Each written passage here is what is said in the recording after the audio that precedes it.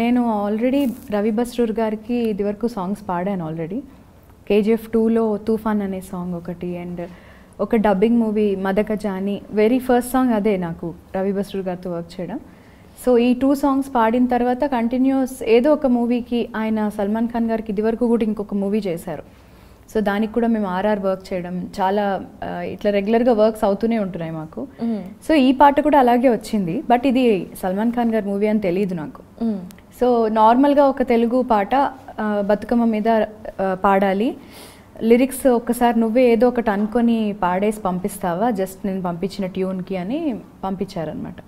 So అలా పంపిస్తే నాకు బతుకమ్మ గురించి అంత తెలియదు, బట్ చాలాసార్లు ఫెస్టివల్ చూశాను, మా కమ్యూనిటీలో చాలామంది చేసుకుంటూ ఉంటారు. సో ఆ కమ్యూనిటీలో చేసేదాన్ని తర్వాత నేను గూగుల్లో చాలా వరకు సెర్చ్ చేసి అసలు అందులో ఏ ఏ పూలు వాడతారు, ఎలా చేసుకుంటారు, ఎందుకు వస్తుంది ఈ పండగ, ఇవన్నీ తెలుసుకొని first half of the song నేను రాయడం జరిగింది. నేను అండ్ మా మామయ్య గారు కొంచెం నాకు హెల్ప్ చేశారు ఇంట్లో, ఆయన రైటర్ కాబట్టి.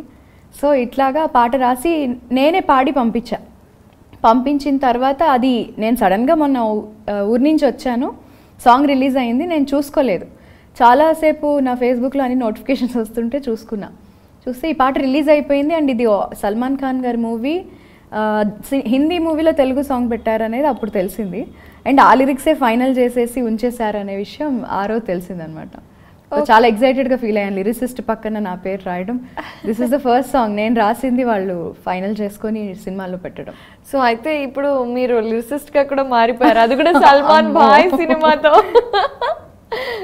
సో ఒక్కసారి మీ నోటి నుండి ఆ పాట.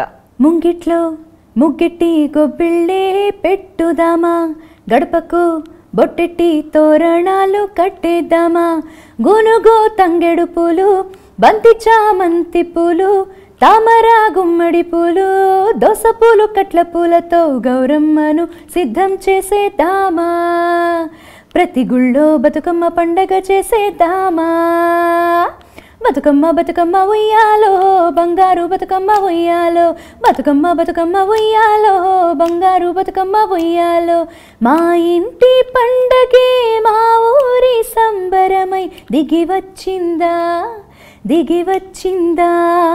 ఈ పండుగ సందడిలో కదలాడే అందరిలో కనిపించిందా, కళ్ళలో చూసే అందాలు ఎన్నో, నీళ్ళలో పారే రాగాలెన్నో, మెరుపొచ్చిందా బతుకమ్మ పండగతో మెరుపొచ్చిందా. అసలు మీ వాయిస్కి ఫిల్టర్స్ కానీ ఏం అవసరం లేదు కదా హరిణి గారు. థ్యాంక్ యూ అండి.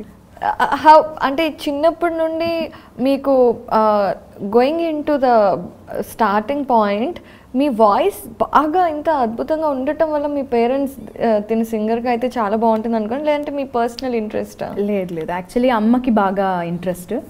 నేను నార్మల్లీ స్కూల్లో వెళ్ళినప్పుడు క్లాస్లో అలా పాడుకుంటూ ఉండేదాన్ని. అంటే బ్యాక్గ్రౌండ్ ఉంది, మదర్ సైడ్ ఉంది and father side completely classical music అది ఉంది. అమ్మకి ఇంట్రెస్ట్ ఉండిందనమాట, క్లాసికల్గా నేర్పించి అంటే కర్ణాటిక్ వైపు పంపించాలనే ఇంట్రెస్ట్ అమ్మది. సో అలా ఒక మ్యూజిక్ క్లాస్లో జాయిన్ చేశారు. నాకైతే డ్యాన్స్ ఇంట్రెస్ట్ ఉండేది మ్యూజిక్ కంటే కూడా.